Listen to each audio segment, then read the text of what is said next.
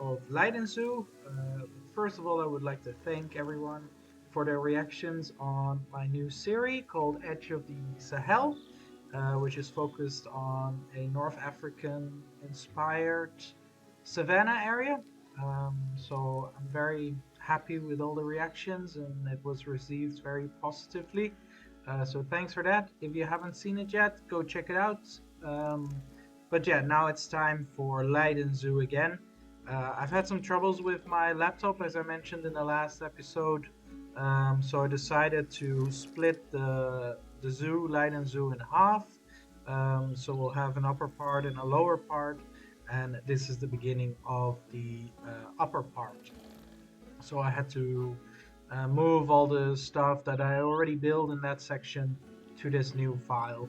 Um, yeah, so it's been a while and it took a lot of work to get done, but now I'm finally ready to show this new area to all of you, and it's called Fragile Islands, focusing on threatened Indonesian species, some reptiles, some birds, some mammals. Yeah, so let's go check it out. Um, on the left is the petting zoo, or the the area where the farm animals live, which was shown in a different episode, and this is the continuation of that road here.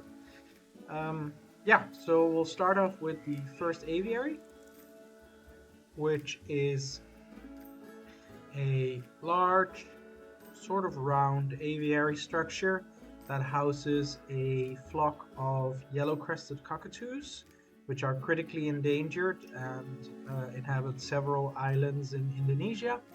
Um, and these birds, as I said, are severely threatened, mainly by the pet trade. Hundreds of thousands have been illegally captured and exported for the pet trade for people to have in their homes, unfortunately. And therefore, these birds are now severely threatened. So we at Leiden Zoo like to build up an insurance population of this species, and therefore we have a flock of young cockatoos. So all the zoos that hatch and rear yellow-crested cockatoos can send their birds here, so they can teach, or they can learn from each other, and they can find their own mate here. And then once they have found their own mate, we will send them off to a different zoo, and there they can breed. So the first 4 or 5 years they will spend in here. Um, yeah, so there is quite a large flock in here. There's also some pigeons, some Nicobar pigeons, which are also from Indonesia. So I thought it would be a good idea to mix those. Um, and then two cool features of the enclosure are these pipes, which keepers can put in fresh browse for the birds, so they can actually forage on on that browse, and it can be changed quite regularly, of course. And then they also have several of these feeding platforms with seeds or vegetables or fruits and nuts, etc., that can be fed in there.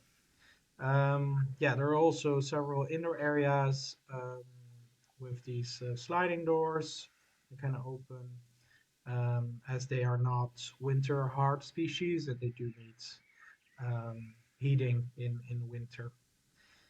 All right, so if we continue here, we'll actually get to the main building of this area, and the sign on the left might have spoiled the surprise. But here we house a pair of Komodo dragons. I can't actually see it. I think it's there in the back. But yeah, this is one of two enclosures. This is the only view from the outside, um, and the rest of the viewing areas are inside. Yeah, but I tried to divide the enclosure as much as possible, so it's more interesting for the animals living in there. Um, there's one. So this is the female, and then the other enclosure inhabits the male at the moment. But they can switch around, and I'll show you later how that works. Um, so this is the main entrance area for the building, called Fragile Islands, and of course the Komodo dragon is the flagship species of this area. So once we enter, we get into this central hall. Um, it is partly inspired by the Komodo dragon enclosure at London Zoo, which has a very similar style, but it's not a one-on-one recreate. Um, yeah, um, how do you say that? I don't know. Never mind. It's not the same. Um, if we go to the left here, we have the other viewing area for the female. In this case, then there she is, just chilling. Yeah, so lots of different foliage, rockwork, some elevation changes as well. And there is enough natural daylight in the enclosure, which I think is really important for them. Um, if we then go to the left here, there is this viewing platform, and the Komodo dragons can actually get up here. And here is a basking spot for them with UV light and infrared light, as that is very important for all reptiles, for vitamin D synthesis. Um, yeah, so I incorporated that here. And in real life, they would use this quite a lot. So you would get a very close-up view of the dragons and a eye-level view as well, which I think is really cool. But not there at the moment. Maybe later. If we turn around, then some nice foliage here, some nice planters. Um, some benches here as well, so you can watch the Komodo dragons. And then here is the second part of the enclosure. There is the male actually. So this one is slightly larger, and as I said, we can swap the animals around, so the female can actually also be in here sometimes. And I'll show you in a second how that works. There are two nest laying areas or egg laying areas. So these elevated areas, the female could actually dig a hole and lay her eggs, and there's a similar one on the other side as well. There is a basking area here as well. Um, I really like how this turned out. It's so cool to see them in here. Um, and then we actually also have oh, some birds in here. So we have Bali myna, the white ones, which are critically endangered. I'm not sure if they've ever been extinct in the wild, but they were nearly extinct, and due to captive breeding, um, by several organizations. They are actually now being reintroduced. So that's really great news. And then the Java sparrow is also threatened. So we have a very large group of Java sparrows and just a pair of Bali myna in here. All right. If we turn around, there are two terrariums here. I haven't really figured out what kind of species I would house in here, but probably some kind of arboreal species, as that is the size and the height is probably the best suited for species like that. But ideally, some threatened snakes or lizards, for example, from Indonesia. But I think it looks pretty cool. Very lush as well, which is nice to look at and nice for the animals, of course. Um, Turning around, there are some education signs here about Komodo dragons. So if people want to learn more about the Komodo dragons, there's some more information here. Um, and then we will continue to the backstage area. Let's see where the female is at the moment. Probably still at the same place. Yep, a true reptile. Um, yeah, if we go to the right, there is a little keeper area for the large enclosure. So keepers can actually see what the male is doing here without being, yeah, with it being safe. Um, and then here there is a panel also to move the sliding doors up and down. So there's a sliding door here, and there's actually two tunnels going underneath the visitor path here, and that's how we can move the animals around between the two enclosures. Um, Here is the other backstage area, and here there are actually some cameras, and you can see the view from the tunnels here as well, which is kind of nice. Um, yeah, so if we go in here, there's a tunnel here, which goes to the male's enclosure, and then there's also, excuse me, there's also a tunnel here, which goes to the male's enclosure as well. Yeah, so that's how we shift them around. So if one needs to, if we want to shift them around, we would move the female in here, close the sliding door here, move the male over, and then the female can go through the tunnel here to the other side, which works quite well, I think. Here is another view of the Komodo dragons again, and a lot of Java sparrows, as you can see, um, and some feeding platforms for the birds as well.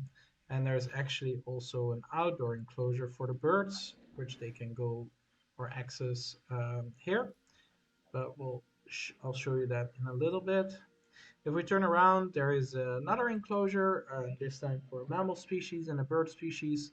So this is for our mouse deer, lesser mouse deer, and the blue-crowned hanging parrots, which you can see over here. And there's a little group. I think there's five or something in there, and two are just hiding. And then there's a pair of lesser mouse deer, which I think are really, really cute. Um, yeah, so it's a different habitat than the Komodo dragons, of course. It's much more green and lush and tropical, but I think it's interesting to see the differences within the building and the different habitats that all these individual or all these species inhabit. Um, yeah, so that is basically the end of the building.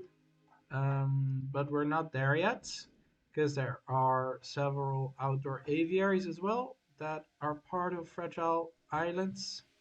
Um, Here is the outdoor enclosure for the Bali Myna and the Java Sparrow. Um, both bird or both species are prone to destroy foliage in their enclosure, so that's why it's a little bit barren. But it was the most realistic, probably. Yeah, so there's not a lot of foliage in here, but it works, and it's good that they can go outside and cool off as well, because the indoor area for the Komodo dragons is being kept relatively warm. So if they want to, they can easily go outside and cool off and enjoy the sunshine if they want to. Um, if we turn around, there is an aviary for another species, which is the Javan green magpie, critically endangered birds, heavily threatened by the songbird trade, just like all the songbirds that are shown in this area, including the Bali myna and the other species I will show in a minute. Yeah, amazingly cool birds, striking birds, very popular in the trade, but very rare as well by now, and that is just because they are traded so heavily. But an amazing species and very cool to showcase within the zoo, and hopefully we can build up an insurance population of this species as well. And then the last aviary here, which is or which houses a pair of Sumatran laughing thrushes. one of my favorite species. They're so cool, and the sound they make, please look it up. Sumatran laughing thrush. It's incredibly funny and cool to hear. And yeah, same story with the trade and everything. Unfortunately, and there's a second species in here. There's a little group of crested partridge in here, so two males and five females, I believe. And that's just to fill up the space. They're not threatened, but it's a nice species to showcase in an area like this. Um, yeah, so that is basically it. Um, yeah, I hope you all enjoyed the episode. It's been a while. Apologies for that, but I hope with now fixing or changing the methods of Leiden Zoo, so having two files to work in will help um, yeah, help smooth out the building process, and it won't take me that much time to build anymore. But yeah, I enjoyed making this area, and I hope you enjoyed watching it. Please like, subscribe, give a reaction if you liked it. It's really great to hear what you think of it. So yeah, I'm looking forward to all your responses. See you in the next one. Bye bye.